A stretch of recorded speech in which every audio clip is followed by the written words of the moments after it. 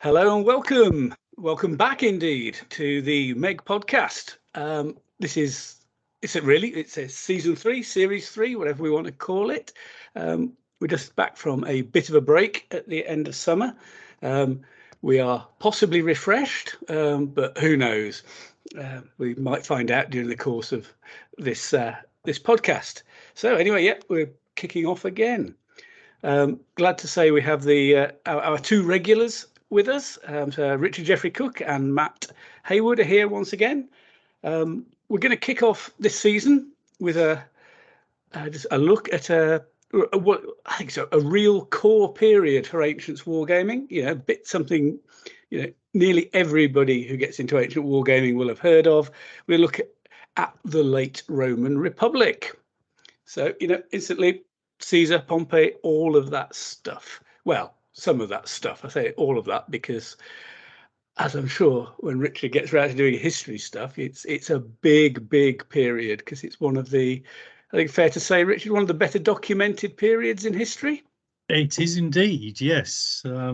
Unlike most of the history we tend to cover, which has a scattered reference here or there, we are absolutely full of sources for the late Republic, courtesy of Caesar, Cicero's letters, Suetonius, and Plutarch, and Polybius to some extent in the earlier bits. So lots of information to use. Yeah, and Livy. And Livy, indeed, yes. I have to confess, it's not one of my favourite reads, but obviously an extensive source.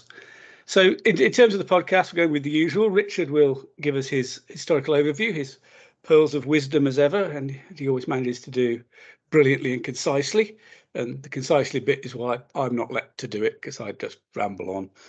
And then we'll have a dive into some of the armies that will be mentioned. I will say it's just going to be some of the armies, because if we went through all of the possible armies you could go through in the period of the late Republic, I think we could be having a stab at the world's longest podcast. So for sheer sanity, we'll avoid that. Although maybe at some stage we'll return to some of the other ones, because there are some really interesting armies there. After we've done that, we'll just touch on some other bits and pieces, as we often do, sort of any other business. But I think, as ever, enough of me waffling on at the beginning. Take it away, Richard. Thank you, Nick. So let's look at the late Republic. So towards the end of the 2nd century BC, the Roman Republic had sort of overcome Carthage.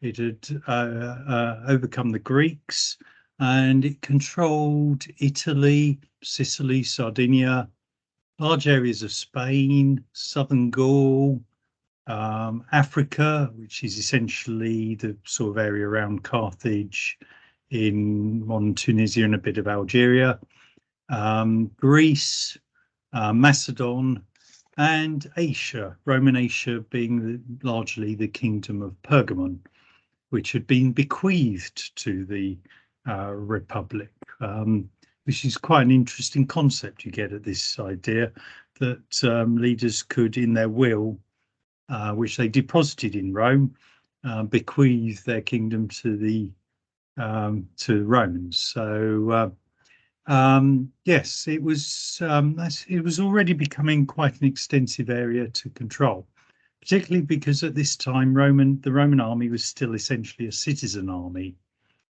So it was sort of annually levying the citizens who were wealthy enough to afford arms to partake in the army, and then getting the allies to supply an equal number of troops. This combined with the fact that there were procontors and propetors, who were the governors of the provinces, who were out to make a fast buck, and one of the easy ways of doing that was invading the neighbours and extorting money or capturing slaves. this led to quite a sort of turnover of troops, and the problem was the land was getting concentrated more and more in the hands of the wealthy, and so it was becoming an ever increasing struggle to get enough troops to meet the needs of the Republic. And around this time, in fact, between 111 and 104 BC, the Romans got embroiled in what's known as the Jugurthine War. So the previous king of Numidia, Nipisca, he had died, leaving his kingdom split in three between his two legitimate sons and an illegitimate son called Jugurtha. Jugurtha basically decided he was going to overthrow his brothers. I think he killed one, and the other, Adherbal, he basically fled to Rome to appeal for assistance. And in what becomes a pattern that you see quite regularly in the Roman Republic, the Romans typically underestimate their opponent, so send in a few troops who struggle to achieve anything or often get killed, and then eventually send in enough resources to actually win the war. But usually it takes a bit of time. This campaign is notable because partway through, a upcoming new man, Gaius Marius, a new man in this context meant someone whose forefathers hadn't reached the highest offices under what was known as the cursus honorum, the route to power, basically. He basically used his influence to get a lot of people back in Italy to campaign to have the existing commander replaced by Gaius Marius. And this was successful, and Marius got command of the Jugurthine War, and amongst the lieutenants he took with him was a relatively unknown aristocrat who had fallen on relatively hard times, called Lucius Cornelius Sulla.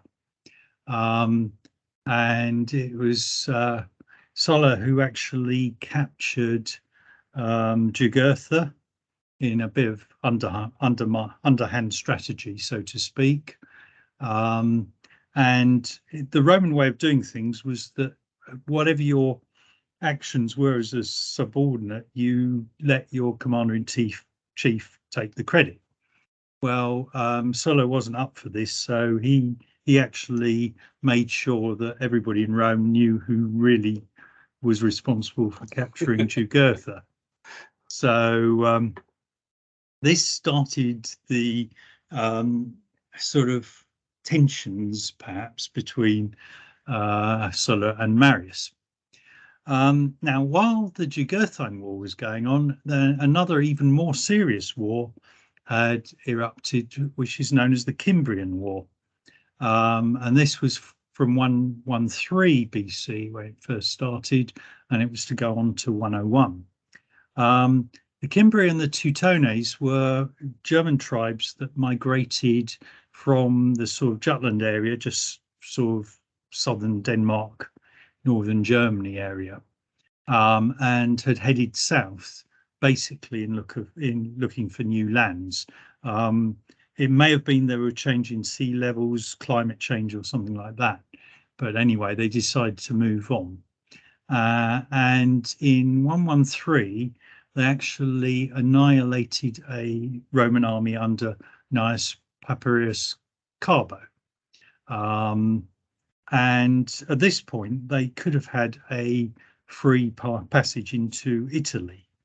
But for some reason that nobody really understood, including the Romans at the time, they in fact headed off into Gaul instead. Now, maybe they felt the Italian climate was too hot for them.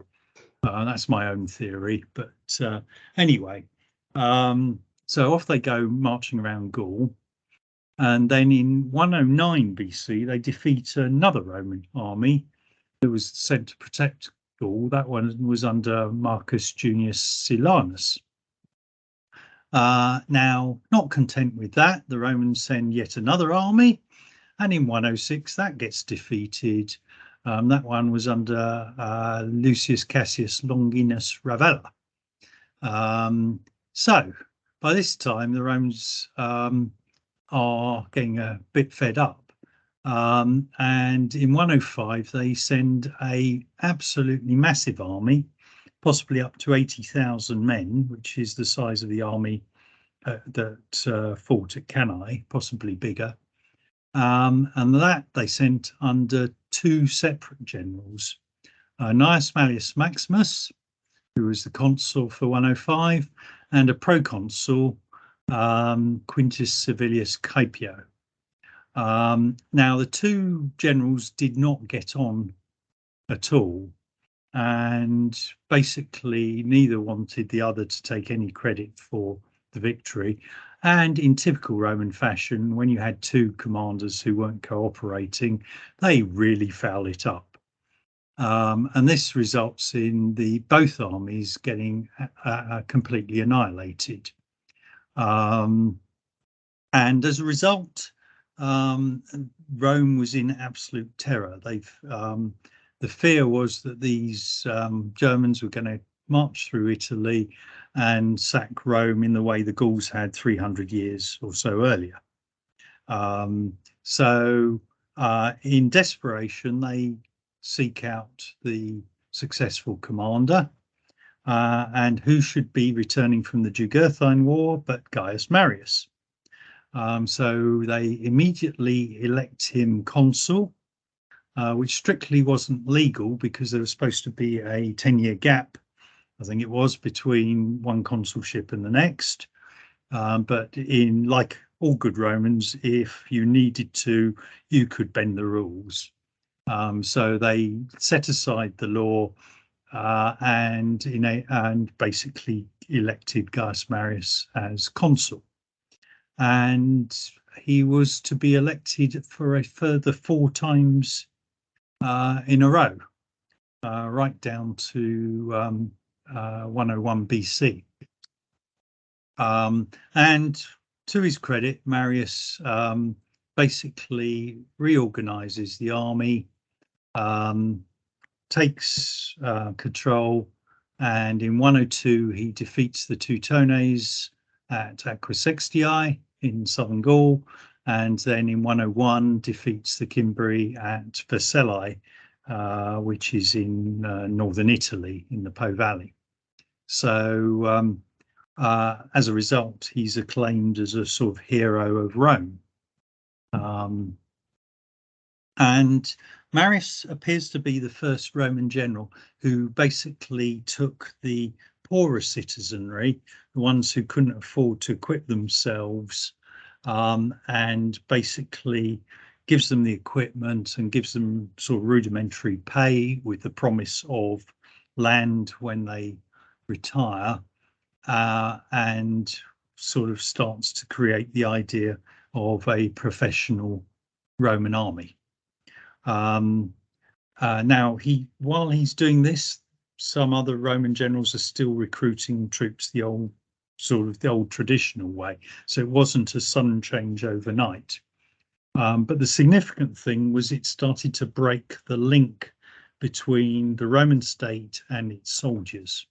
So with the effect of Marius's reforms was that the soldiers were loyal to the general rather than to the state.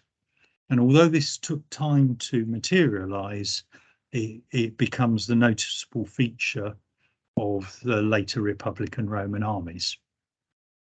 So Rome carries on, takes over for another few years. Marius is what's known as the first man in Rome from his credible. At this time, he's got 6 consulships, which is unrivaled by anybody else. But Rome is still operating the republican system where it elects 2 new consuls each year. Well, in 91 BC, the tensions which have been building up between Rome's allies and Rome itself break out into what is known as the Social War. This isn't because it was a friendly sort of thing. It's because the allies were known as socii, which it was the Latin for ally, I guess. So that's why it becomes known as the Social War. Makes sense. The Italian states sort of get together and form a rival state to Rome, which they call Italia, which is where Italy actually gets its name from. In Rome immediately, the thing that actually triggers the war is actually the assassination of a politician who proposed that the Allies should get the citizenship. In the panic that ensues at the start of the war, Rome actually then basically concedes the citizenship to encourage the Allies to side with Rome. And this is actually quite effective, even though it actually would take 3 years to actually end the war, with the Samnites being amongst the last of the Italian tribes to actually capitulate and submit to Rome. But the effect at the end of the Social War is essentially the distinction between Rome and its allies has pretty much disappeared. And Italy is, for the first time, largely united. Now, while the Social War has been going on, over in the other side of the Roman world, there is a king of a relatively small kingdom called Pontus, which is on the north shore of Turkey, essentially, who takes advantage of the situation and invades first the Roman province of Asia, and then actually moves his armies over to Greece. So Pontus was a sort of successor state of, I suppose, the Seleucid kingdom, which, so essentially at the time it had a typically sort of Hellenistic Greek type army. Mithridates himself is a very colourful character. He was so afraid of being poisoned that he took antidotes every day. And eventually, when he tries to commit suicide by taking poison, the poison doesn't work. He actually is no real commander, so he actually uses professional mercenary generals to actually command his armies. So at the end of the Social War in 88 BC, Sulla actually is allocated to take the command of the fight to Mithridates. And this actually triggers the envy of Marius, who then incites a tribune of the plebs to basically reallocate the command to Marius. Sulla, in the meantime, has already gathered his army, and he responds to this law by basically marching on Rome. And this is the first time an army actually a Roman army marches on Rome. Marius escapes, and Sulla takes out his vengeance on a few politicians who were stupid enough to stay in Rome, and then after appointing his own officials, basically sets off for Greece to take the fight to Mithridates. In the meantime, Marius then returns to Rome, and with another politician, Lucius Cornelius Cinna, he takes charge of Rome, raises an army, and sends that army out to fight Mithridates as well, but not to cooperate with Sulla. And this is one of those very rare occasions in history where you actually have two armies from the same state not cooperating with each other because they're essentially engaged in civil war, but fighting the enemy first. That's the unique bit. In most states, you'd get the two armies fighting each other rather than fighting the enemy. Only in sort of Rome do you have this mentality where we'll beat up everybody else first and then we'll beat up ourselves. I'll just interject and say only in Republican Rome, because the period I'm more knowledgeable about, the later empire. The Romans fought each other first and then sort of mopped up any problems with external bodies later. So that really is very unusual. Yes, it's almost unique amongst ancient states, and it actually shows the success that the Roman Republican political system actually had in the sort of having the opportunity to get to the top of the tree. And it's even still sort of thriving at that date. Anyway, to get back to the story, in 86 BC, Sulla defeats the Pontic army in Greece, first at Chaeronea and then at Orchomenus, and kicks the Pontics out of Greece and then heads over to Asia. While he's over in Asia, the Marian army under I've forgotten the name. Anyway, the Marian army is also there. However, its commander loses the confidence of the troops and is assassinated by a subordinate called Fimbria, who then sort of subsequently submits to Sulla. So you get Sulla actually ending up with control of both armies in Asia. Meanwhile, Mithridates pulls back to Pontus, says he's very sorry, and a sort of deal is done to end the war. So Sulla's now in the position, he's victorious in Greece and Asia, and he returns to Italy to fight the Marians who are left in Italy. By this time, Marius himself, he actually died very early into his 7th consulship, but not until he had carried out the first of what were known as the prescriptions, whereby basically anybody who was unpopular with the regime and had lots of money found themselves on a death list so that the government could seize their financial assets. As one chap commented, it was his Greek marble statues that resulted in his conviction and death. Sulla lands in Italy and fights a pretty quick campaign which expels the Marians from Italy. The campaign is probably most notable because it's the first appearance of a young general called Pompey, who we will hear of later. And Pompey, in fact, raises legions who then join up with Sulla and help capture Italy. So the Marians are defeated. Many of them flee to Spain, where Gaius Marius actually had extensive estates and silver mines. That's where he made a lot of his wealth. And one of them, a cousin, I think, of Marius called Sertorius, would end up leading a rebellion in Spain using Lusitanian allies.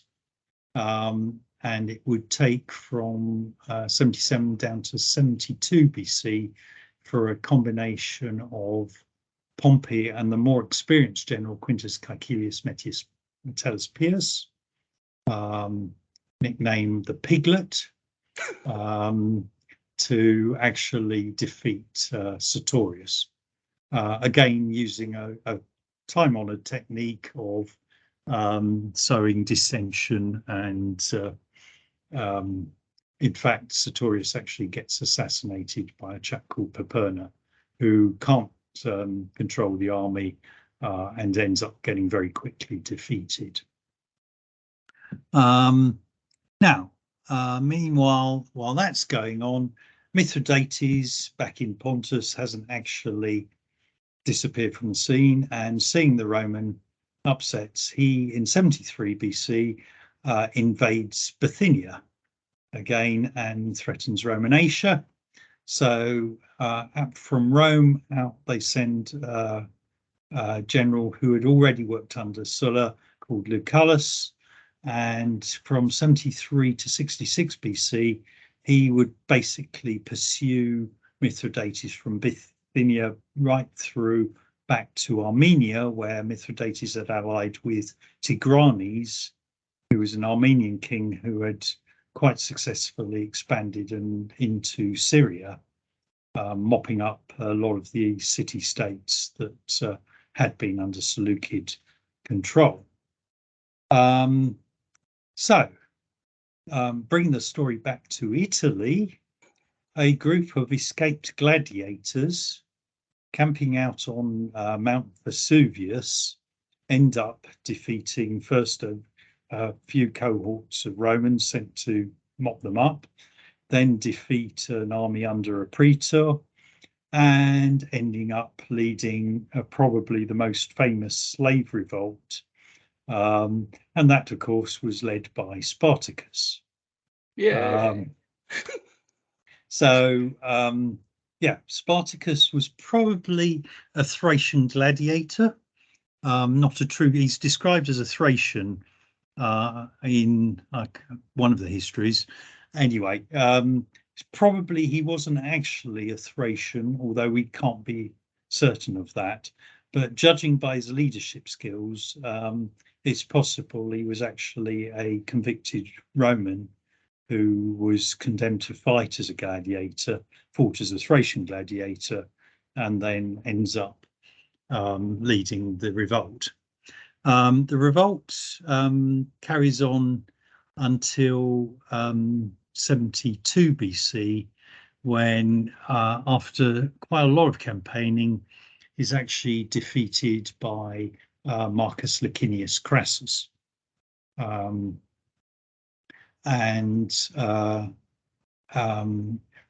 Pompey at this time is returning from the Sertorian War in Spain, and he mops up a few of the groups of gladiators who had escaped the defeat by Crassus, and then proudly announces that he's finished the war.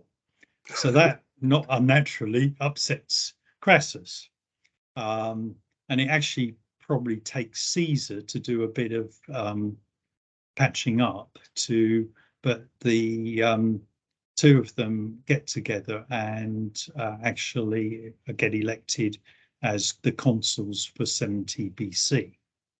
And it is Crassus, along with Pompey and Caesar, who actually go on to form the first triumvirate. And this is where politicians sort of work together. In 66 BC, Pompey, after quite a lot of planning in advance, leads a campaign to defeat the pirates.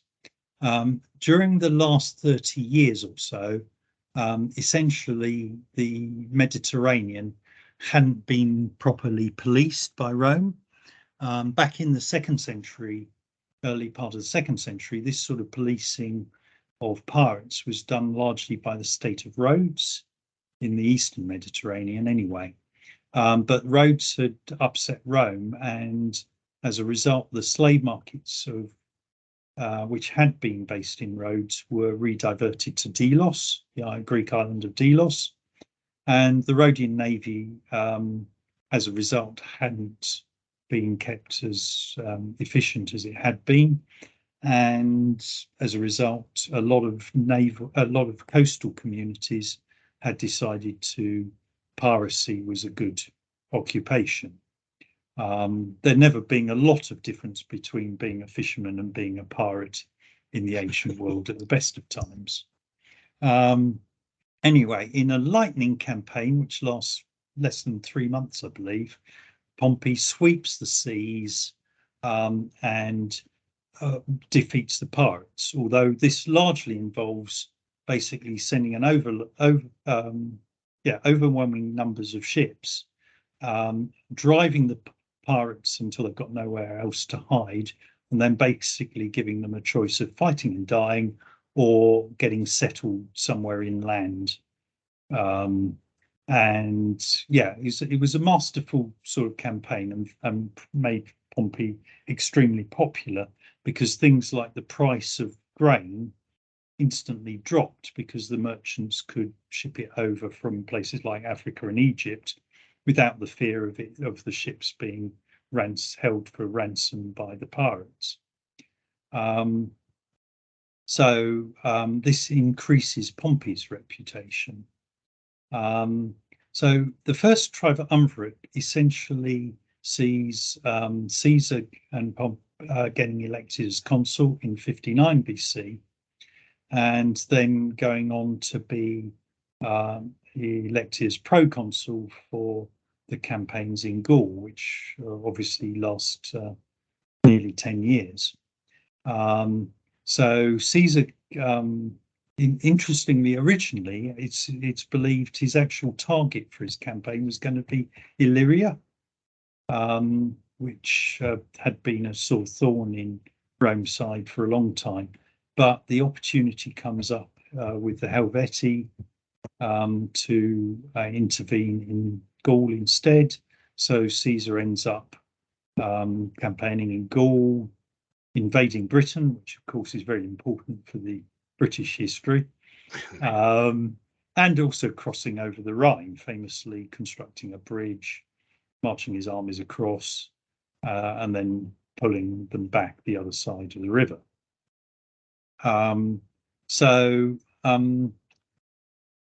Things are going pretty well until in 54 BC, Crassus dies campaigning against the Parthians,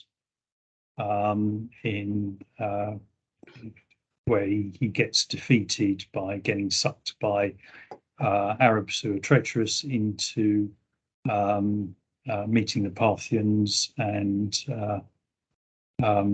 basically the Roman army falls apart as its cavalry gets killed off, and it gets surrounded by horse archers. With the death of Crassus, it leaves Caesar and Pompey as the two great men in Rome.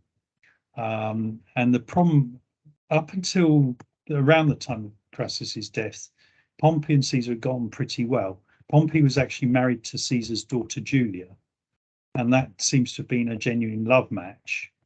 But unfortunately, Julia dies in childbirth, and Pompey, after that time, starts to become estranged to Caesar, and a group of anti-Caesarians convince Pompey to oppose Caesar, which leads to the Rubicon and the Roman civil wars. During the civil wars, Caesar's battles in Spain, in Africa, and particularly at Pharsalus in Greece, in Thessaly, where he defeats Pompey. Pompey flees to Egypt, and the Egyptian ministers, thinking it would please Caesar, assassinates Pompey. That's a big mistake, because Caesar does not want anybody to think the idea that killing off Roman leaders is going to be a good move.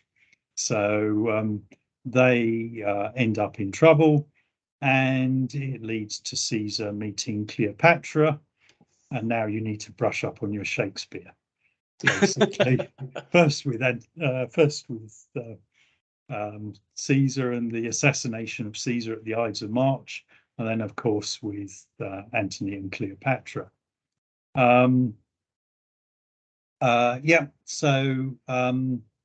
When he's assassinated, Caesar was actually planning a huge campaign, we believe, probably initially against the Dacians, but also ultimately, undoubtedly, to take revenge on the Parthians, but that never happens.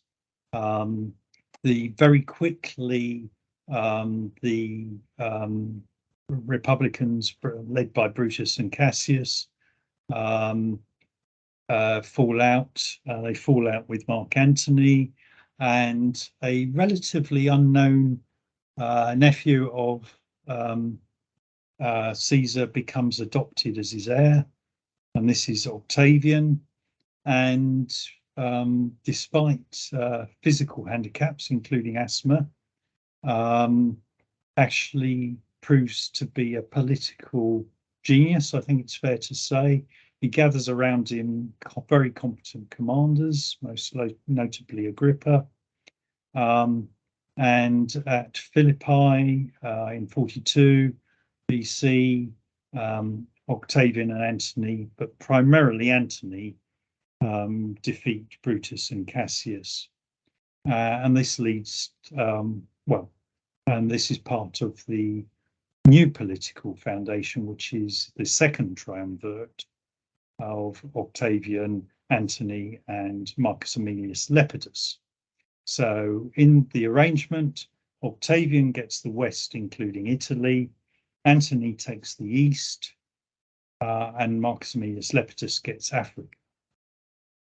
And this sets the trend, which basically was that Lepidus was very much the third party in this triumvirate. Unfortunately, for Octavian in particular, the son of Pompeius, Sextus Pompeius, is now making a huge nuisance of himself, and he sort of captures large parts of Sicily and starts a naval blockade of Rome. And it takes a lot of Octavian's resources, and he gets more and more upset because Antony never sends the reinforcements that he promises. And it takes basically until 36 BC to force Sextus Pompeius out of Sicily.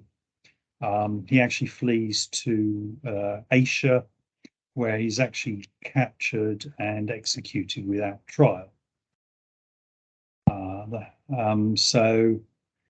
Having defeated Sextus Pompeius, Octavian is now in a position to seize Africa from Lepidus. Lepidus is actually sent into exile and stripped of all his titles, except the title of Pontifex Maximus, the head priest of Rome, a title which Caesar actually had held for a long time till his death, and which ultimately would be taken by the emperors of Rome. And eventually, when Rome becomes a Christian state in the 4th century, it is the title that gets assigned eventually to the popes as the head of the Catholic Church. And the Pope, to this day, one of the titles of the Pope is Pontifex Maximus. So a big clash is coming between Antony and Octavian, and this ultimately leads to the Battle of Actium in 31 BC, where Octavian wins, pursues Antony and Cleopatra to Greece, and establishes the Roman Empire. And that, in however long that took, 40 odd minutes, is a very potted history of the late Republic. As we mentioned, there is a huge amount of history and sources available. So I'm going to instead recommend 2 works of fiction as the best way of getting into this period. The first is by Alfred Duggan, always a very good historical writer, and he wrote a book called He Died Young, which is the account of Mithridates of Pontus. Actually, is that? I may have got the wrong book now. I'm thinking about it. I think He Died Old, wasn't it? He Died Old. That might be it. Close. It's one or the other. One or the other. Apologies for that. I knew I got it wrong somewhere. Anyway, well worth a read.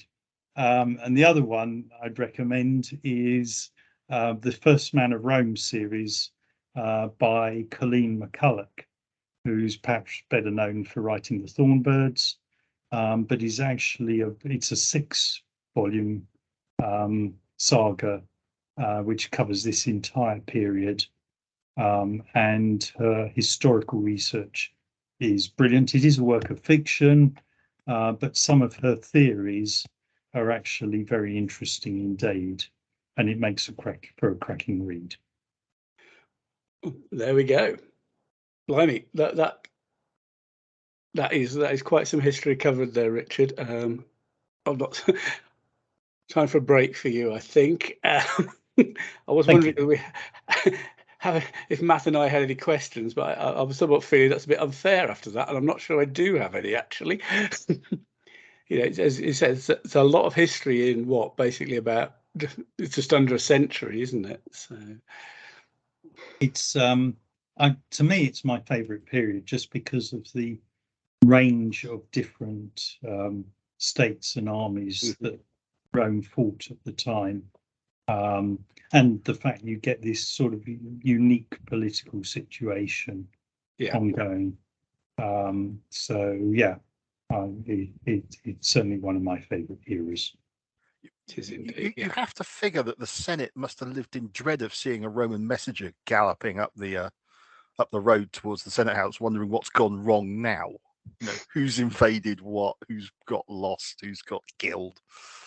I don't know. I always think of them as like a bunch of mafia heads. And I mean, the system of patronage is very much the similar sort of thing. Yeah,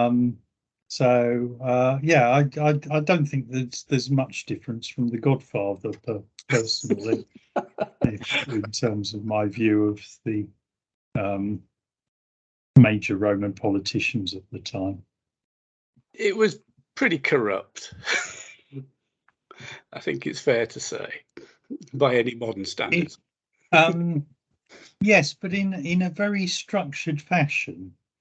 You basically, if you took a bribe, you were expected to vote for the person you took the bribe from, but that wasn't considered immoral in any way.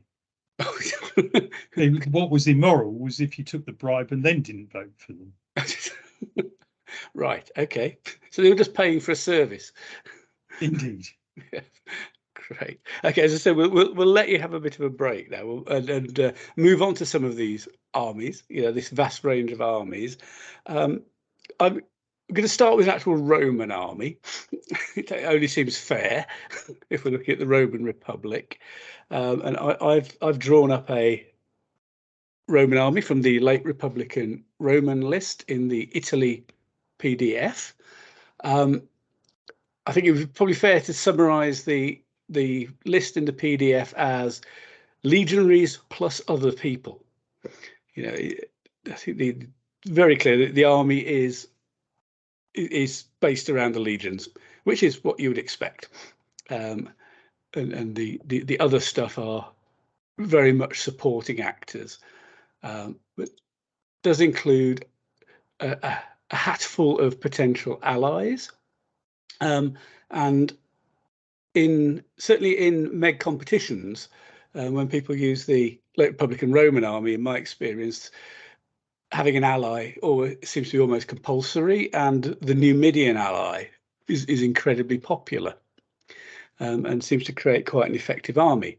But just to be different, I've decided to draw up an army that didn't include an external ally, and certainly didn't have the Numidian ally, and I've also tried to see what I could come up with based on average legionaries. Because again, the one people normally take has a good chunk of superior legionaries, possibly even with the exceptional 10th Legion that Caesar can have. And I can see why people want them, because they're absolutely vicious.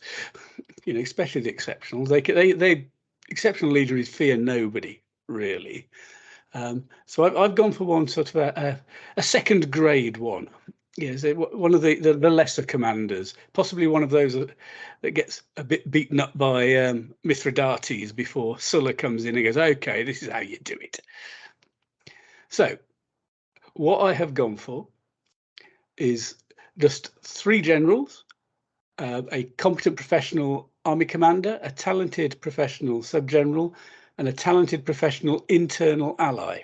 The list allows you 1 internal ally.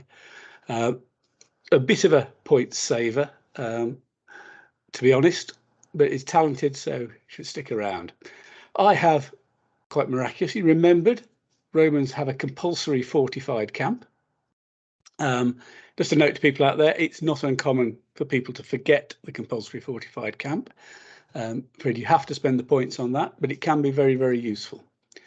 The list has ended up with PBS of 7, scouting of 3, and breaks on the loss of 5 tugs.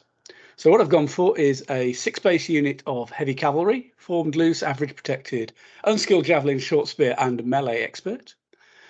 I've then gone for 6 units of legionaries. 3 of them are 8 bases, 2 of them are 6 bases, and 1 of them are 4 bases. One of the 4 bases, one is poor. They all have shield cover and melee expert. The shield cover obviously is compulsory. The melee expert is optional.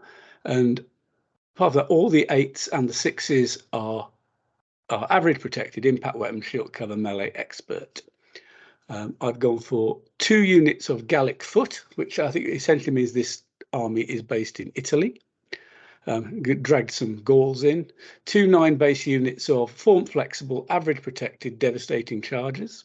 They're there really to a bit of stodge, really, and also just occupy something, occupy space while hopefully your legionaries can do stuff.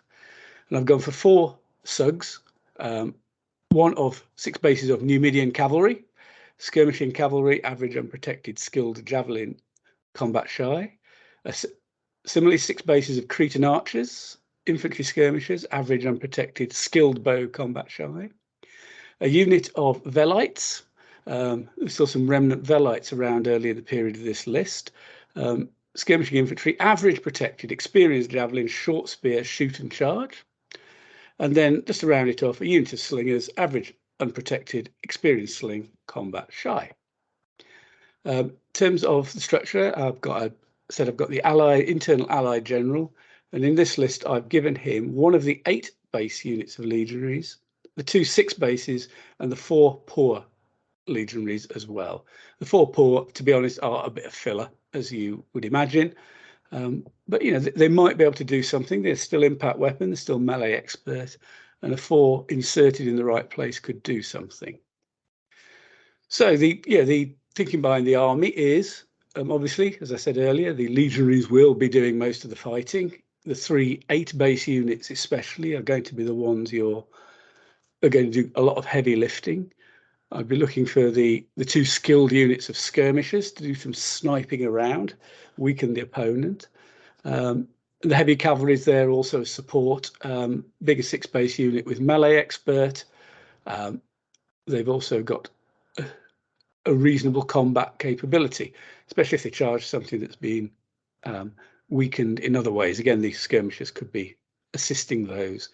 I said the Gallic foot I would expect to be occupying space to some degree, acting almost that mobile terrain feature, just getting in the way while you work the legionaries into position. Again, I would hope it's obvious because all the legionaries are drilled flexible, and we've got those 2 units of Gauls which form flexible terrain. Isn't an issue one way or the other with this army, although it isn't that big, and it possibly will always want to try and narrow the table some way, shape or form. Deep water, secure flank, maybe even looking for some impassable terrain. It's got 11 command cards, which I'm sort of playing around with 11 at the moment. I've tended to default to at least 12, but I'm had some use of 11 before, and as a lot of the troops you're going to be doing work with in this army are drilled, you can get away with using lower color cards to actually make meaningful moves. So anyway, that's what I came up with for a bit different from the ones you see in competition. Whether it would be as effective, I don't know. I'll see what Matt and Richard think about this offering. Interesting. I like it. You I like? Yeah, no, I do. Because good God, it's scoring well on Matt's it's on the scale. insanity scale. Yeah. I know it's got something for it in the 30. Well, you've basically got 36 legionaries in 6s or 8s, and then the 4, which is filler or a reserve. Your impact weapon.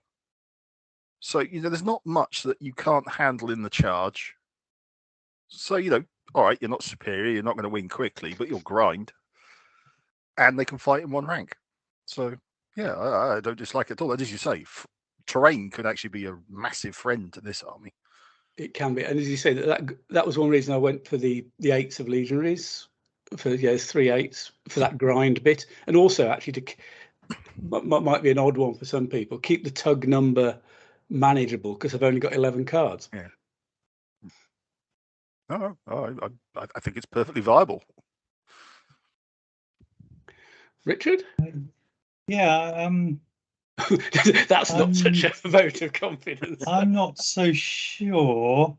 I think, to be honest, it would be one I would try out before I'd have any sort of confidence in how well it might do. Yeah. But it's interesting going with the Gallic foot, because I'm not sure I've seen anyone try that combination of the devastating charges with the impact weapon legionaries. I've got a feeling I'd probably go for something else rather than the Gallic foot. But I have to look at the list to figure out what it might be. Yeah, there's some Thracians who are also dev charger, but they can be melee expert. And after that, you own some Spanish Scutari who are impact weapon. Yeah, I think I'd probably prefer the Spanish just because they're easier to control. But yeah, I mean, and to be honest, the Spanish are actually cheaper. Yeah, so yeah. I can see that argument. You can only have 9 of those. You can have 1 unit of those. Yeah. I mean, I went for the 2 Gallics because you can have 2 of them, and it was sort of an easy choice to just copy and paste 1 line. Yeah, I might go for a Spanish and another legionary unit, I think. Yeah. That would be probably what I'd try. But yeah, I mean, against most things, it's going to put up a pretty good fight, I would have thought.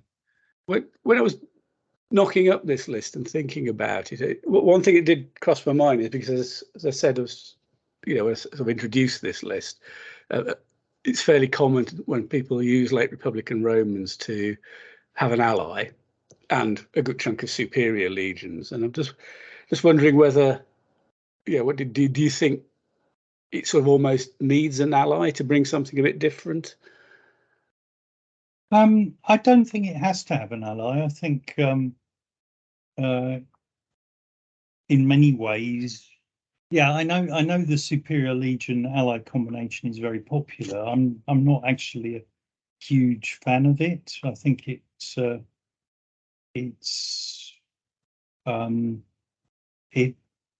puts a lot of emphasis on using the superior legionaries, and often the allies don't actually complement the legionaries that well.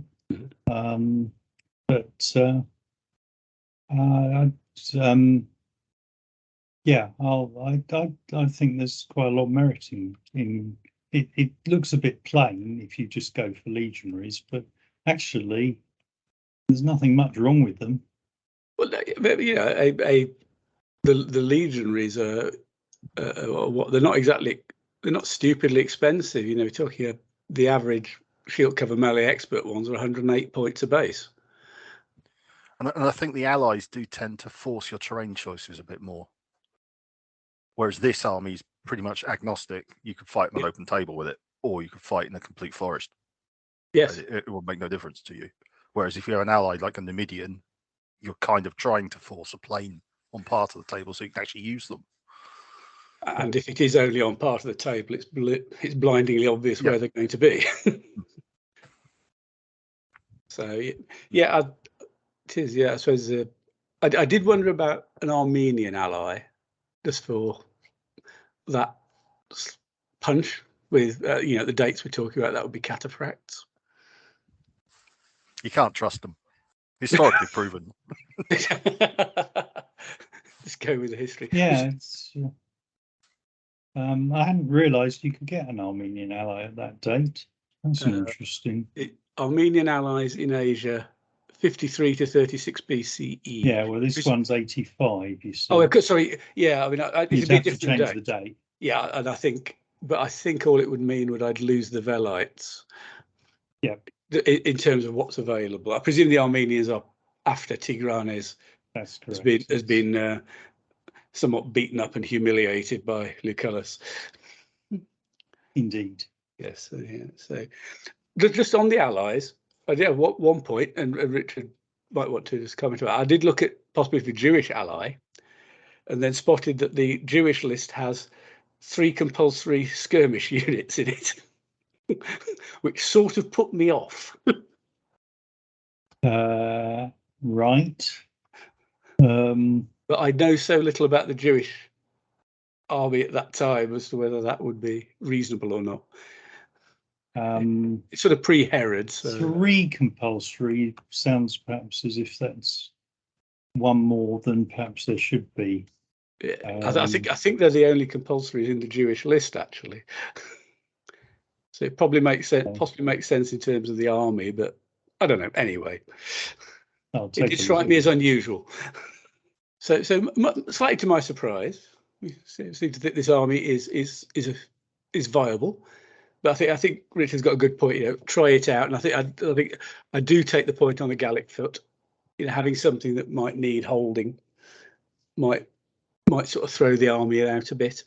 You'll get that move because you've only got 11 cards where you go, I need to do something or hold the Gauls, and I actually want to do both. Yeah, been there, got that T-shirt. Yeah. So I could certainly see a good argument for taking the potential force charges at 3 base widths out of the equation. So it'd probably allow you to use the cards to actually do things with your legionaries every single move, if that makes sense. Yeah. Okay, well, I think that one got through that one reasonably quickly. That's the Romans out of the way. And if we move on to, I suggest, Matt, who has. I'm so tempted at this point, but it will give away the army to say, "Okay, carry on, Matt." Infamy, yes. Yeah, I've gone with late Ptolemaic, Cleo, shall we say, as the choice. Asterix and Obelix from my childhood is rearing its head, so that's what I went with. I think it was Caesar that described it as a list of an army of brigands and bandits, and it was mostly involved in customs duties and things like that, I think. So, having said that, I actually, when I looked at the list, wasn't too upset by it, if you see what I mean. It didn't come across as a bad. Well, we'll have a look anyway. Let's see what I've done. I won't go through the list itself, but I will. I'll just go through the list I've picked. I went with a talented professional general. I'm not sure it would be Cleo in command at that point, but whoever she picks, he's talented. 2 competent professionals and a mediocre professional, which gives me 12 cards. I went with the talented professional because I wanted some chance of controlling the terrain, but also I wanted the 8 PBS cards, not so much for controlling the terrain, but it gave me 8 cards in which I could pick possibly 2 that I want to hold for scouting, because the scouting for the force is only 3. So, if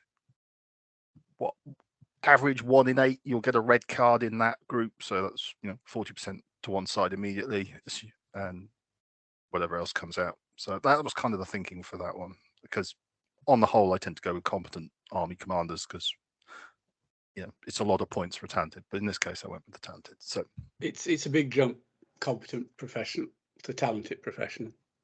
Yes, very much so. It's It's almost 500 points, I think, isn't it?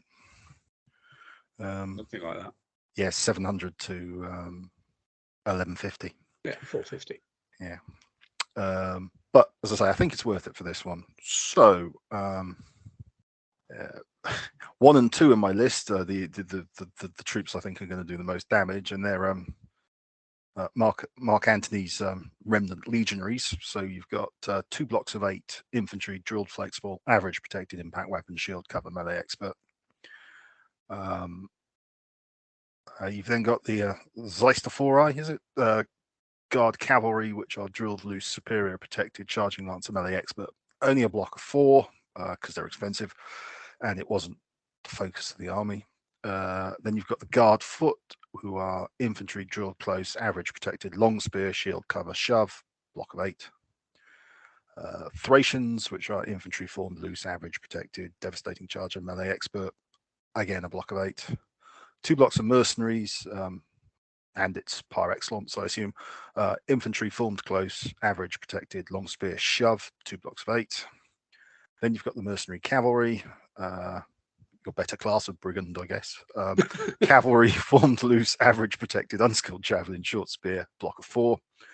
And then I'm guessing ex-slaves and other levies are the ones that got caught at banditry and have been suppressed into the army, but press ganged, into the army. So they're infantry, tribal, close, poor, unprotected, short spear, block of 8. At 25 points each, they're a bargain. And then you get onto the sugs. So it's a tug of 9, and then you've got 5 sugs, which are 3 blocks of 6 archers, which are the standard skirmisher, average, unprotected, experienced bow, combat shy.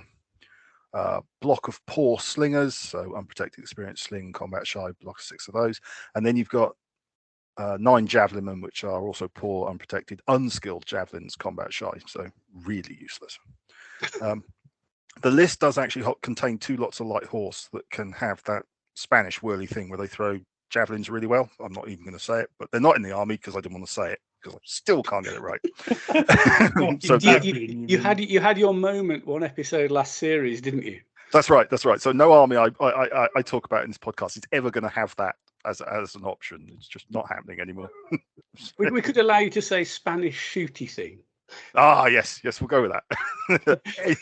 Anyway, so that's 5 sugs. So that gives you a total of 14 UGs for deployment. PBS of 8, as I said, and scouting of 3. It is what it is. I kind of saw it working with a reasonable amount of terrain on the table. You use the long spears to hold the open ground, and you push the legionaries and the Thracians through the rough going and head for a flank. 2 blocks of cavalry are there for support and possibly delaying a flank with the mercenary cavalry. I'm quite taken with Mr. Stovall's idea of mixing archers in with your infantry blocks. So two wide archers between your infantry, your heavy infantry, so you've got a lot of shooty support.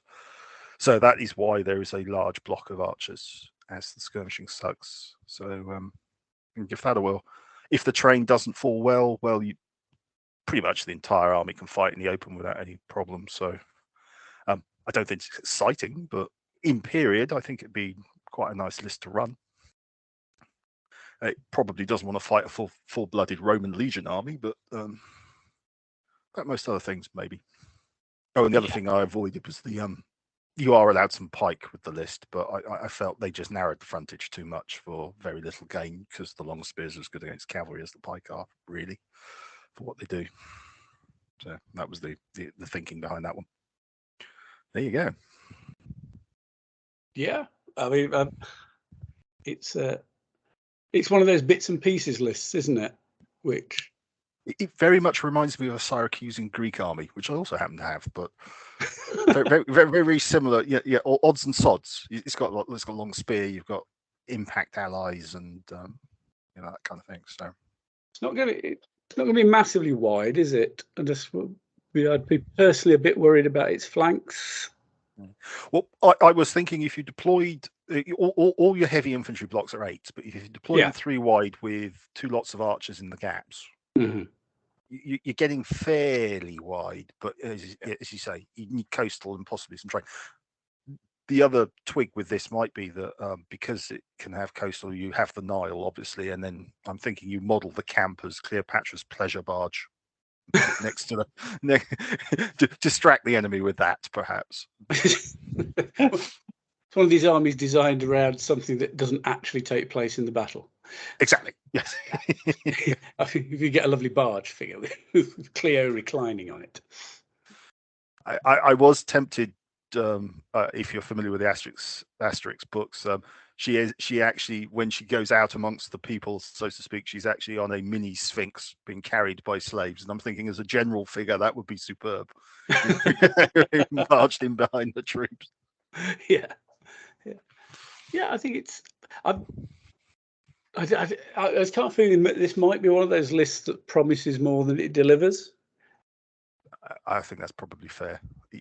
There's nothing truly exciting. There's nothing that gives you a really rapid punch. Yeah, it's it's got. I would say it's possibly got a bit less punch than that Roman I just did.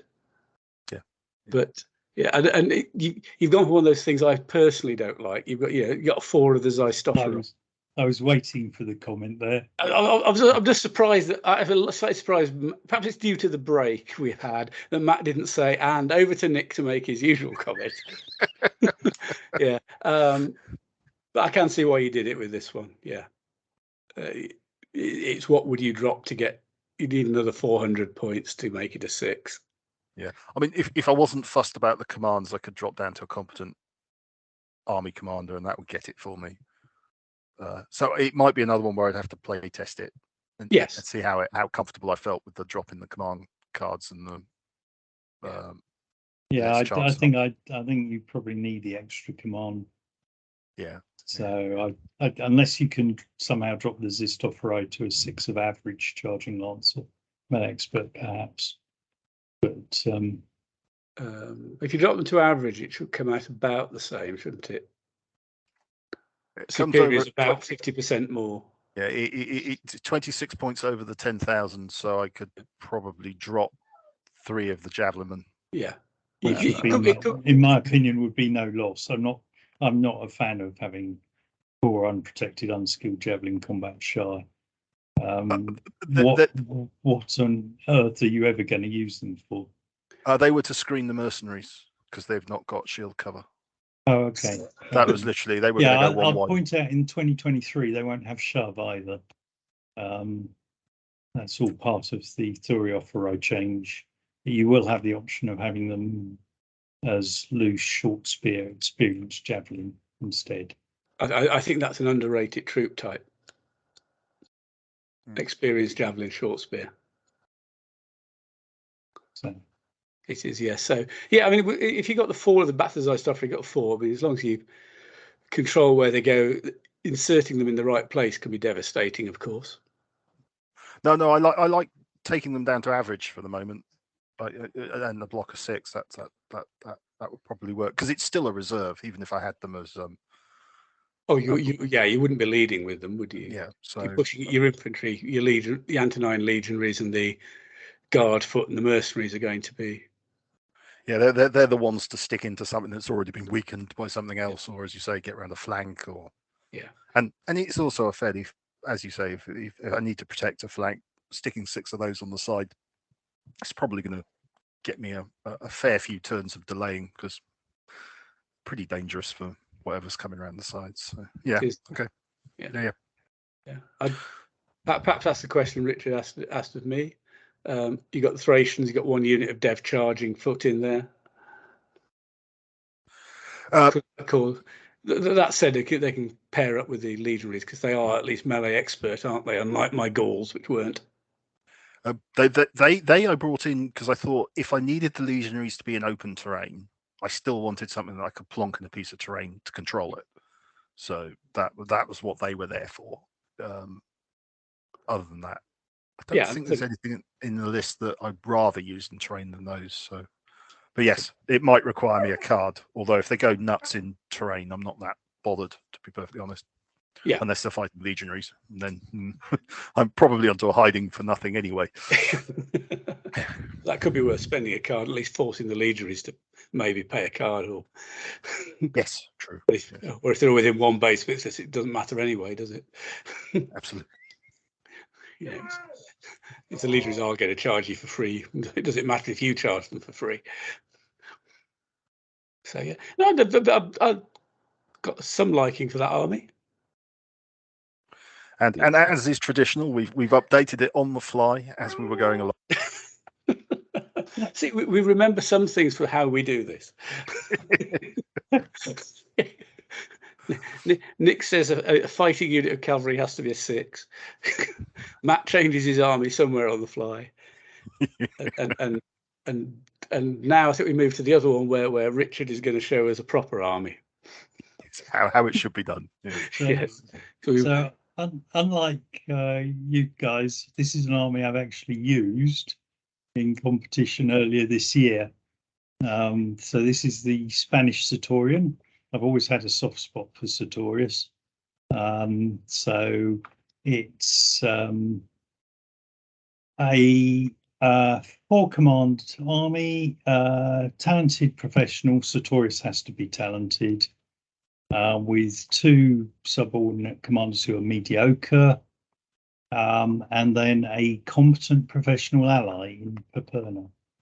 And it's Paperna who gives you the extra Roman legionaries. So you've got in the ally 3 lots of 6 drilled, flexible, average, protected, impact, weapon, shield, cover, melee expert legionaries. To complement that, I've got a tug of 6 exiled Romans who are the superior impact, weapon, shield, cover, melee expert legionaries. I have 3 lots of 8 Kaitrati who are tribal, loose, average, protected, experienced, javelin, melee expert. These are the Lusitanians. To go with that, I've got 2 units of mercenary Celtiberians. They are average, protected, devastating chargers, tribal, flexible. I've got a unit of nobles, 6 tribal, loose, superior, protected, experienced, javelin, melee expert. And to finish off the tugs, I've got a unit of 4 form loose, poor protected, unskilled javelin, short spear, whose role is to skulk behind, or if they get really lucky, have an opportunity to charge somebody in the flank, and hope it works, because you probably aren't going to get much of a chance after that. If they're faced with anything decent, they just skirmish away and keep you in the game for a little longer. That's the theory. Along with that, I have 2 units of 6 Kaitrati skirmishers. Average protect. One's experienced javelin, short spear. The other one was unskilled javelin, short spear, shoot and charge. Don't really know why I went that way, but it fitted with the points. So one of them's better at charging in, the other one is better at shooting, really. Along with that, a unit of best light horse, so average unprotected skilled javelins, cavalry skirmishers, and a unit of slingers, average unprotected experienced sling, combat shy. And I did reasonably well with this army. Was this the actual version you used? This is the version I used in competition. It proved vulnerable to cataphracts, not surprisingly. But my tactic there was to occupy the cataphracts with 2 or 3 units and basically beat up my opponent's legionaries with the rest. It's got quite a decent amount of melee expert to keep plugging away. And you've got professional commanders with which to control everything. 8 PBS cards, 3 scouting, and 11 cards. So yeah, a good solid working army, and I think it would probably take on either of your 2 armies and give them a run for their money, I suspect. I'd agree with that. In fact, I'm sort of looking at thinking, is this a better Roman army than my Roman army? Oddly, I was just thinking about it in the same light. Yeah, I really like that list. I do. I like that. I think this is an army. It's obvious somebody's used it and thought about the list. I think more than I thought about the Roman list, which I think, like as Matt said with his Ptolemaic, is I'd be interested to see how you tweak it after you've used it. But this one looks pretty well honed to me. I do like these Ketrati, the tug version of it, but I've seen people. I think you'll have seen it as well, Richard, where people say, basically, why don't they have a melee weapon in there for the charge phase? This makes them worse than the other Iberian types. I think that's a load of rubbish. I think they're better because they've got the melee expert. Well, the experienced javelin counts as your sort of charge weapon. You've just got to use it effectively in shooting, and then you've got the melee expert from then on. So, yeah, I'll take it up against the impact weapon without melee expert, or even the dev charger with nothing else. Yeah. And yeah, I mean the vulnerability is they are loose. So in the open, they can get bullied a bit with the shoves, and they're definitely somewhat vulnerable to cavalry. But that's where you've got your Romans, and why I chose to take the mercenary Celtiberians as well, just to give a bit of extra opportunity in the open. If you need be, you've got six tugs there that can be close formation infantry. Indeed, and the superior nobles, the loose superior expert javelin melee expert are not easy pushovers. No. So combine that with a unit of skilled shooters in support from the best light horse, and you've got a reasonable open terrain army with a powerful terrain element as well. I think it could fool some people on that basis. They think, especially look at the army list and go, it's only got loose troops. And then I mean the thing I like about it can actually work. The thing I like about it is it gives a good flavour, I think, of what the Sertorian army probably was. So it's one of my sort of favourites. Yeah. So it's no, I like that. I like that. Actually, did I play that one? Is it the one you used at Beachhead? I think I used the Germans at Beachhead, didn't I? Oh, I think yes, you yes, you did, because you certainly didn't have chunk legion. I've used Germans. I've used Gallic with Spanish allies. I think it might have been the Gallic Spanish allies. Thinking about it. That's the other one I've used. Then I used this back in April time, I think it was. Right. Yeah. There's so many MEG competitions this year; they start to merge. There have been a lot. if you like your competitions, have a bit taster. Sorry, Matt. I've been rabbiting away as usual. No,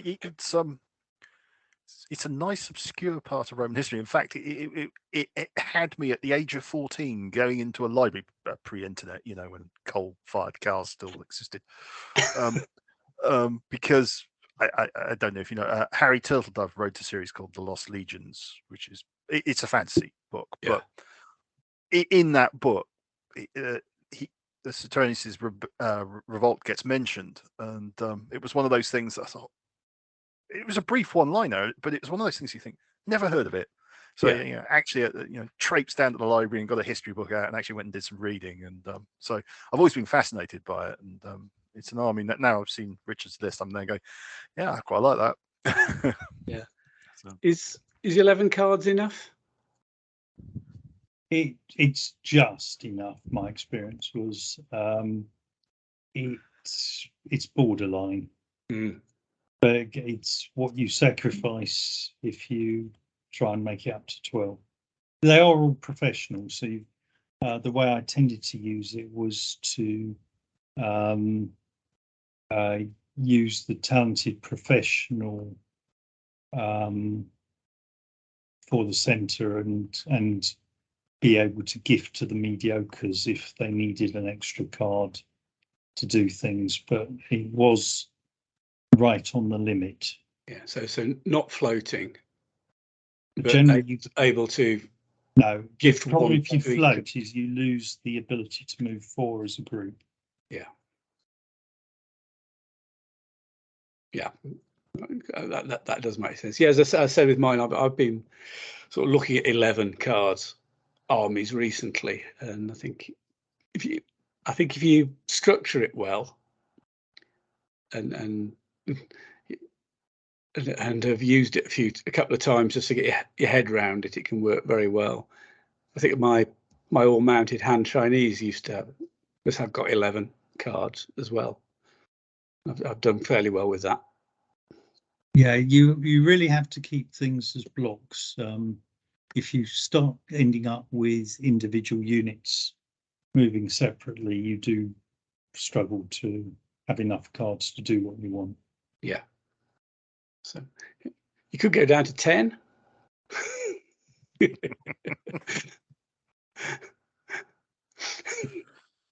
So yeah, maybe not.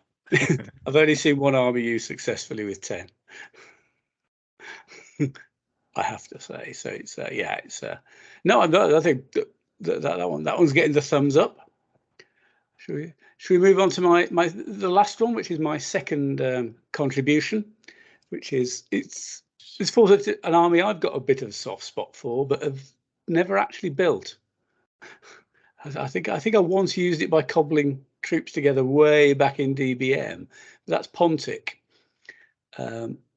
So this I think, the comment I made about Matt's Ptolemaic being a bit bits and pieces, I think the Pontic is one of your all-time bits and pieces armies.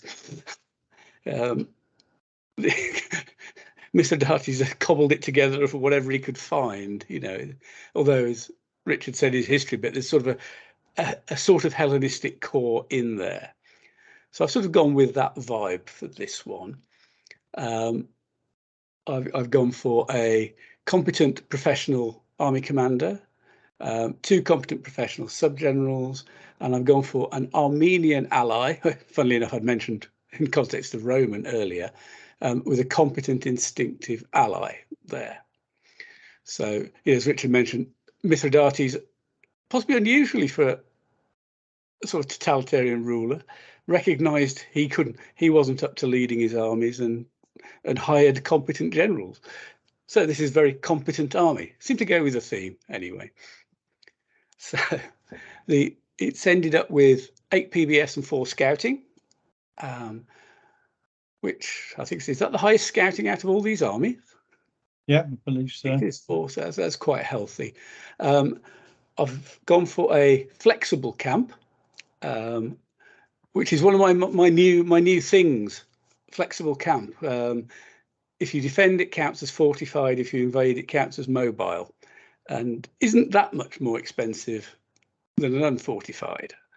It's a bit more expensive than just a mobile, but I quite like it. I like the idea of, if you're defending, you sort of get a really cheap fortified camp. So I'm keeping an eye open for that. Anyway, the Armenian ally part of this just contains 3 units, 2 units of cataphracts. They're tribal close. 1 is average, 1 is superior. Armoured horse, fully armoured. Long spear, devastating charger, shove. 6 bases in each. And a unit of Armenian horse archers, because they're compulsory in the list. Skirmishing cavalry, poor, unprotected, experienced bow, combat shy, 4 bases. That really is, they're compulsory. I couldn't really get it up to 6. 4, make it poor, they'll just sit at the back, and the competent ally general will just drive the 2 cataphract units. As they're tribal, it'll quite possibly be looking for a decent card in there if they want to do complex things, like wheel. So it's the I can certainly see if I was using this, I'd be going, oh, why aren't they formed? Why are they tribal? As I do some rotten cards for a move when I want to wheel. But, pays your money, take your chance. The rest of the army is 7 more tugs and 4 more sugs. The tugs are Pontic cavalry, formed loose, average, protected, unskilled javelin, short spear, 4 bases. Essentially, they'll act as heavy skirmishers. Unit of Sarmatian cavalry, formed loose, superior, protected, charging lancers, 6 bases. Scythian cavalry, 6 bases of formed, flexible, average, unprotected, experienced bow. I've gone for 2 pike units just because they feature in some of the earlier battles. I sort of felt obliged to take them. I've just gone for the phalanx recruited from ex-slaves, formed close, average, protected, pike, combat shy. Unit of Thracians, formed loose, average, protected, dev charger, melee expert, 8 bases. And there's 9 bases compulsory of hillmen, so I've taken those all in 1 unit. Tribal loose, average, protected, unskilled javelin, short spear. I did consider downgrading them to poor, but thought, no, it's not that big an army. They might actually have to do something, keep them average. The sugs are 2 6 bases units of average, unprotected, experienced javelin, Cantabrian, Matthew, combat shy. Shooty things. Oh yeah, Spanish shooty things. And 2 units of 6 bases of archers, poor, unprotected, experienced bow, combat shy. They're not actually downgrades, they're poor in the list. So I say it's bits and pieces, but this is designed basically that the Armenians and the Sarmatian cavalry provide the main punch in the army, or possibly the only punch in the army. The slave phalanx hold ground, because they're combat shy, might attract something that thinks they're a bit softer than they are. It sort of makes them long spear, really, but can't go as wide. The Thracians, a credible rough going unit, and another fighting unit if they're not fighting something that's too devastating to them on impact, and work the skirmishers obviously to support the cavalry attack. Yeah, much though I like this army, the Pontics, there's a romantic thing. It's bits and pieces, and definitely an army you go, how do I get something good out of it? But there was a stab at it. Yeah, it's probably historically accurate, but I'm not sure it's a list I want to try and use. It'd be quite good in a campaign if you're facing some fairly feeble Roman forces, but in a sort of themed or open competition, the problem is it's got different elements that aren't working together terribly well. The pike can sit somewhere and will take a while to kill. You've got 2 units of terrain troops, the Thracians and the hillmen, and you've got a cavalry punch. But how do you get all the bits to work cohesively as one is where I think it struggles. I quite agree with that. I think it's I have tried Pontic in the very early days of MeG, and I didn't do particularly well with it. Yeah. No, I noticed you didn't go for the expendables. No, I've just used expendables last weekend, and whilst slightly amusing, their actual effect, you have to be blooming lucky, basically, because you they can slow people down for an extra turn, but they, as you say, you've got to be extremely lucky for them to actually do any damage. Yeah, because expendables, because of the way they're rated, and it's not a problem, it will almost certainly only be on white dice, and against anything really good they'll go on a black dice. You're looking for the S to get the skull from the expend. I mean, a white dice with S converting to a skull is a bit like a green. Yes. And a black dice with an S is a sort of better white. If you get a lot of S's in a row, great. Otherwise, it's going to struggle a bit. Yeah, and if you get the S first up, at least they do get the shatter for the dev charge a bit. But yeah, there was I did wonder about putting them in just because they're almost one of those iconic parts of Pontic armies in Wargames armies going back to when I started wargaming. But no, I think I prefer to have some real troops. Yeah. Yes, it's a good attempt, but I as I say, not a competition winner, I fear. Sort of army you take to see how well you could do with it in a competition, I think. It's always can I reach mid-table mediocrity? Well, next time Simon wants an army to form a struggle, don't suggest early Hebrew, suggest Pontic. Suggest Pontic, yeah. So Matt, as a creator of another bits and pieces army. Yeah, even on my scale, I can't find. I just think if I was using it, I'd spend my entire time trying to protect the infantry from, I don't know, a man with a small fruit knife. It just scares me that how. I mean, you say the pike are okay as a combat shape, but are they? I mean, you just wouldn't want to put them anywhere where anything decent could get to them. Leaving aside something like legionaries, they can fight long spear types.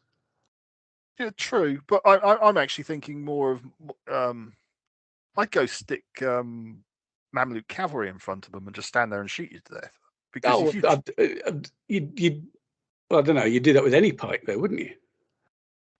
Yeah, but what I mean is you can't drive me away, because as soon as you start moving, the impact phase is going to be nasty for you, and even in the melee phase, actually, a lot of shooty cavalry doesn't have any claims. It'll get plus for moving foot, but you still get all your pike factors, and you probably it could be green. Matt, that makes the assumption that you can sit in front of the absolutely, without, I mean, yes, I'm talking in isolation, which is not fair. Because equally, you've got those two units of archers. You always talk about the trademark Paul Stavell thing about interspersing archers. Yeah, put those in with those pikes if you think the enemy is going to rush shooty cavalry and sit in front of you. Yes, no, and the purely from my own point of view, those Armenian cataphracts, I just know I'm going to get black and white cards for the entire game. The ally will be completely reliable. It'll give me a single green in the first turn, and after that, they're going straight ahead. That'll be the only green they see all game. Yep. I can upgrade a black to a white and move straight in a straight line, and that'd be all I'd be doing with them. Keep going straight forward till somebody charges you in the flank. Yeah. Yeah. Although, to be fair, being cataphract superiors, depending what it is, I've seen them turn around and absolutely butcher whoever hit them in the flank. Well, again, oddly, it's something I did at campaign. I charged some superior cataphracts in the flank with some reasonably competent infantry, and I think I got 1 wound on 4 dice. So a couple of reds and a couple of whites or something. I got 1 wound out of that. They then turn around. So and it wasn't going so well after that. But yeah, perhaps this is an army we can throw open a bit like when we talked about the Black Army, Hungarian Black Army. Throw open to the wider MeG world and say, well, here's our challenge from this podcast. Design Simon Hall's next competition army, which is going to be Pontic, or just come up with something that you think is viable, because it was one you sit down in front of them and go, oh, right, and I can, okay. Although, I mean, to be fair, it would look extremely pretty, I have to say, given that all the various nationalities in it, it's going to look pretty good. Yeah, and there is one, Richard, correct me if I'm wrong, one of the historical accounts, obviously it's one of these denigrating effeminate Eastern armies quotes, describe some of these troops like their equipment jewel encrusted and gold, and but they can't fight. Yes, I can't remember the exact quote. But Yeah, so something along those lines. Yeah, there's a license there to go to town with making it look really, really pretty, and then it meets a proper Roman army and dies really, really quickly. Well, it meets the rule of the wargamer, isn't it? The prettier the army looks, the less effective it is on the table. Doesn't matter how good the troops are; it's still not going to work. It is, yeah. It's at the moment I'd file this in the sort of romantic but naff category. Yeah, It's that's fair. but not maybe not totally romantic, but a bit naff. Can bully its weaker neighbours, but when the big boys turn up, it's got trouble. So pretty historical, actually. Yeah, no, as Richard said right at the beginning, that's more or less what happened. Richard said, conquered great chunks of Asia Minor, Greece from the Romans. So I say conquered Greece from the Romans. I'm not sure how many troops they would have had there. But then Sulla turns up and Mithridates goes, I'm going back home now.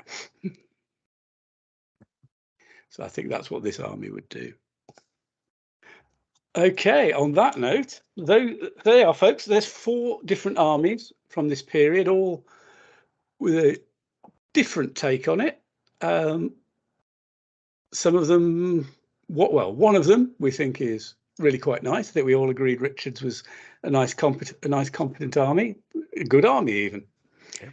A couple of bits and pieces armies in the Pontic one, romantic but naff. Matt's, who knows, and could possibly be okay. Probably needs some work on it. Roman, I think, would be perhaps sum it up. That seem fair? Yeah, it's a good summary. I'm getting good at summaries. It's something to do with work. So moving along. So that's our sort of history and army list. So obviously, if people have got any comments on those armies, the Pontic is there as a challenge for you all. Come up with a good viable Pontic army for a classical theme, or even an open, if you're really feeling brave, and let us all know what it is. Start a topic on the Discord or the forum. Yeah, but everywhere. It's going to be the topic of conversation among the Meg world. I'm convinced of it. Or I've been on the happy pills again. I'm not sure which. Yes. Anyway, moving on to more serious. He's declining to comment on that one. Yes, I noticed that everybody's declining. He's off again. He's off again. Richard's at this moment messaging Matt, kill the recording, kill the recording. Okay, moving on to something of more interest. So let's move on to some other news in the Meg world, which I think, again, probably is over to Richard, really, because as people will know, there's a move to create a PDF version of the rules. I think Richard is leading on that. And has already done a hell of a lot of work, I have to say. It's not an easy task. Writing rules isn't. I don't know if this project is even more difficult. Anyway, Richard, perhaps you can tell the world what's going on. As was announced last month, the intention is to produce a PDF version of the MeG rules. So with the plan currently is that chapters 1 to 6, 10, 11 and 12 will be published as a free PDF. That's, if for those of you who aren't completely familiar with the rule book, is all the introductory blurb and the sort of optional rules covering fog of war, campaigns, that sort of thing. And then the actual main rules, so chapters 8 and 9, primarily from 7, 8 and 9 from the rule book, are going to become a PDF. And because everything will need to be relayed out anyway, we've taken the decision to restructure the rule book to make it easier to read and find things. So as of today, a draft, including all the clarifications, FAQ updates with the restructuring, has been prepared for review. The main tasks needing to be done are sorting out the changes to the diagrams, and then it's over to the layout people to set it properly laid out as a PDF. How long that will take, I really don't know, so I can't comment on the timescales at this point. So that's step one. Step two will be to then produce a Pacto specific PDF version, which will look at tidying up the rules from a Pacto perspective. And they will be available as a sort of half-priced PDF. And if you buy them, you get a discount of the equivalent amount off the main rules, I think is the idea. And so I've started doing some work separately on playtesting Pacto,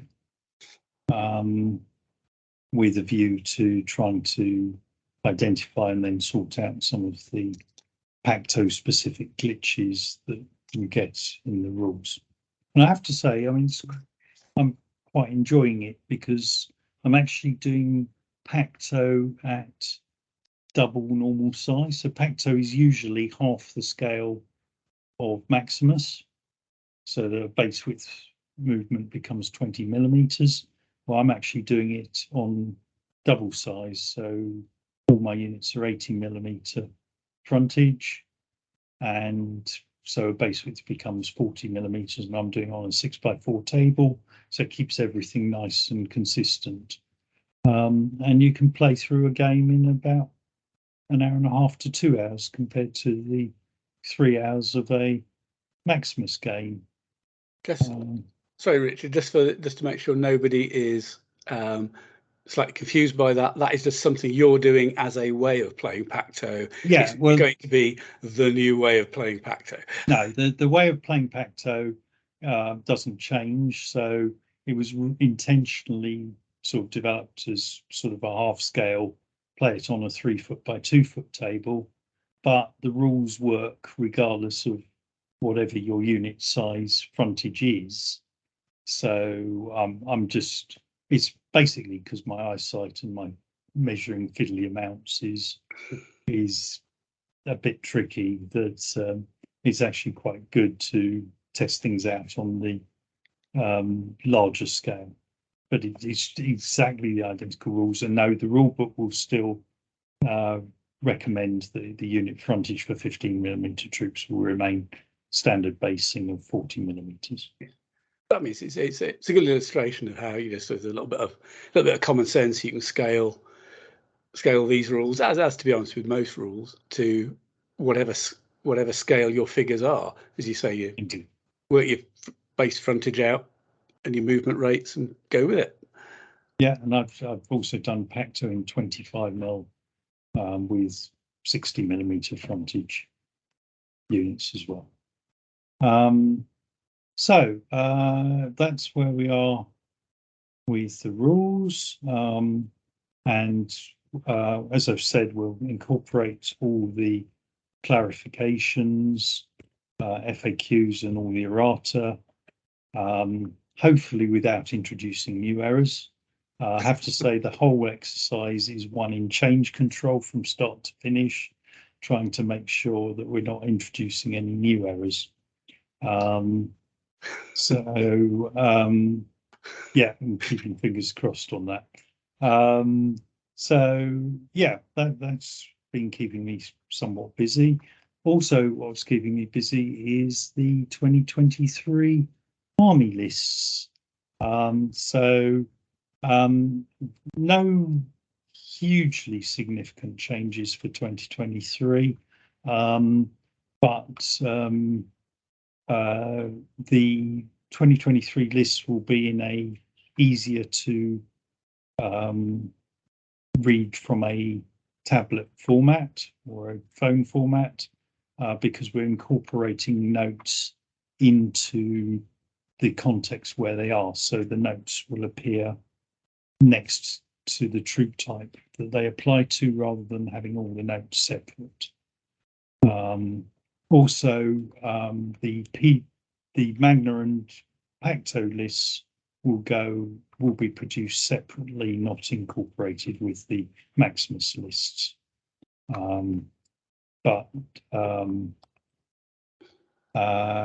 There's that. The most significant changes that are coming along are to Hellenistic Thoriophori, which we sort of touched on with the later Ptolemaic. So there will be an all or none option for most Thoriophori to be loose, experienced javelin, short spear, as opposed to the long spear.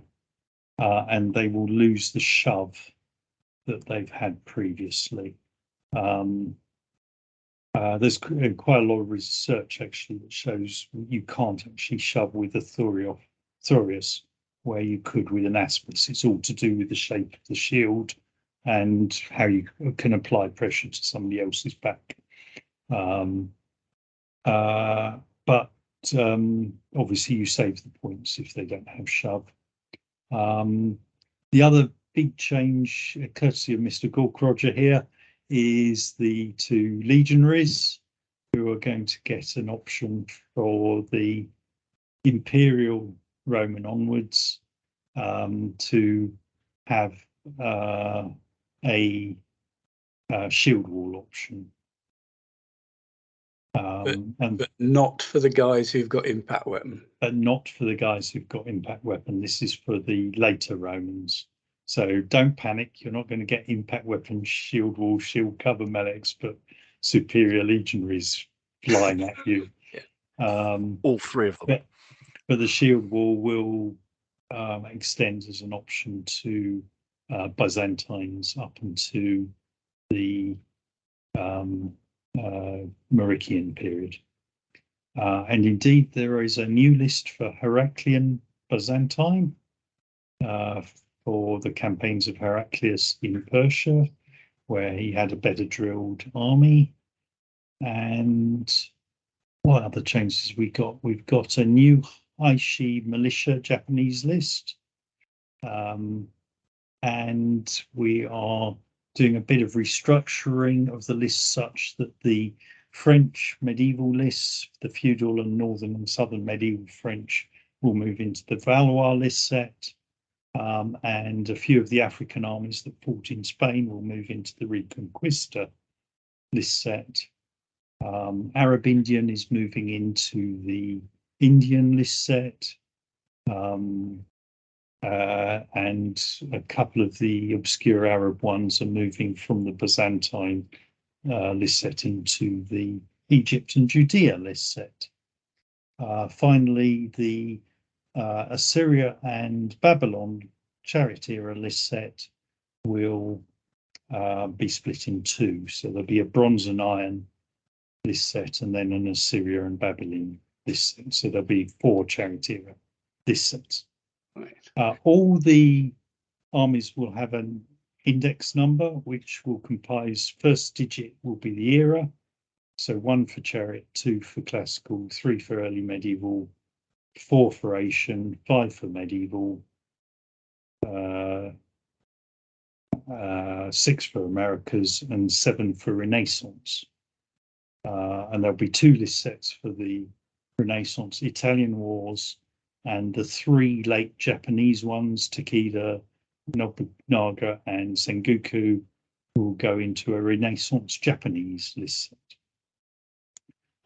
And then all the second digit will be the list set number itself, and the final 2 digits will be the number for the army.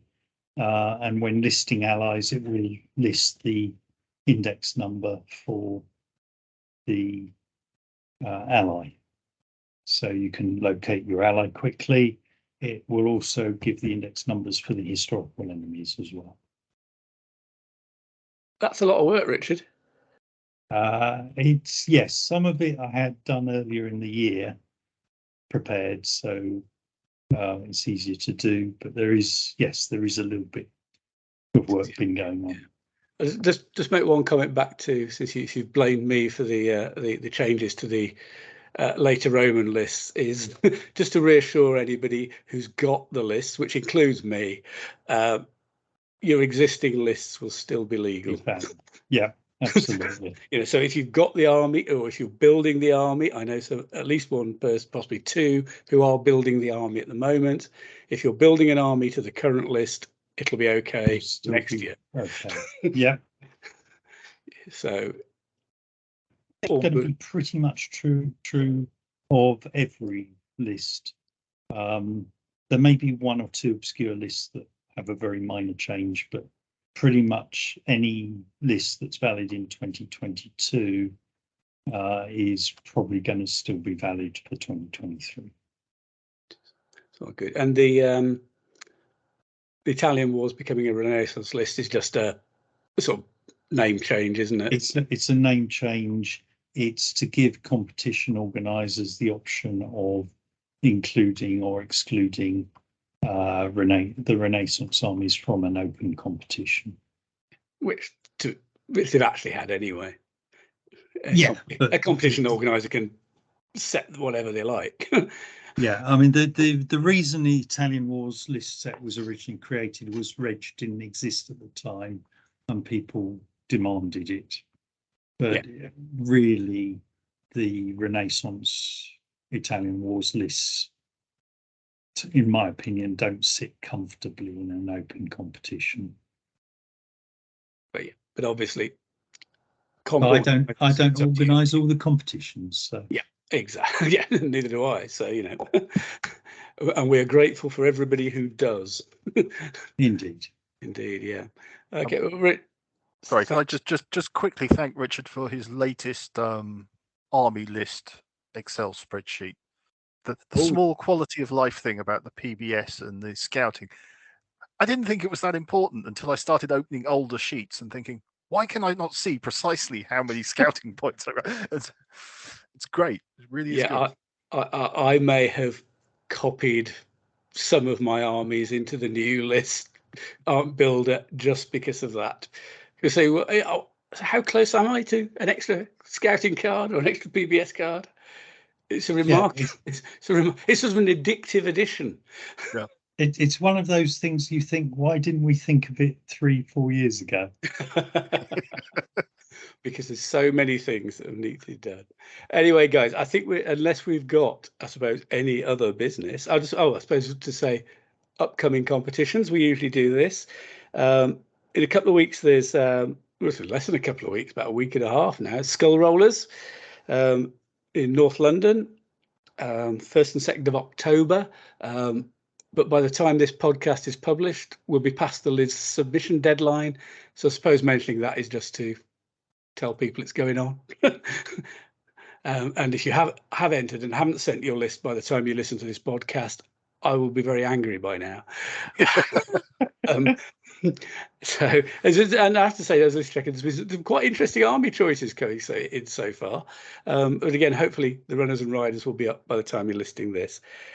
2 other competitions in October, 22nd, 23rd of October, Ribble Rumble up in Stockport, which is any army between 666 BCE and 666 CE. I think they're calling it the Rumble of the Beast for obvious reasons. So that's still open to entries. And 29th and 30th of October, Deventio 5 in Derby, which is a classical period. I have a feeling that might be sold out, but check on the forum or ask on Facebook or something like that. Will Denham organises that at Boards and Swords Hobbies in Derby. So they're the ones upcoming. And on that note, unless Richard or Matt have anything else they wish to pass on to the wonderful world of Meg, we'll call that a wrap. Just want to thank Richard for his potted history, which as always was really rather good. I rather enjoyed listening to that. Thank you. Okay. Thank you, guys. And we'll be back again in a few weeks' time, all being well.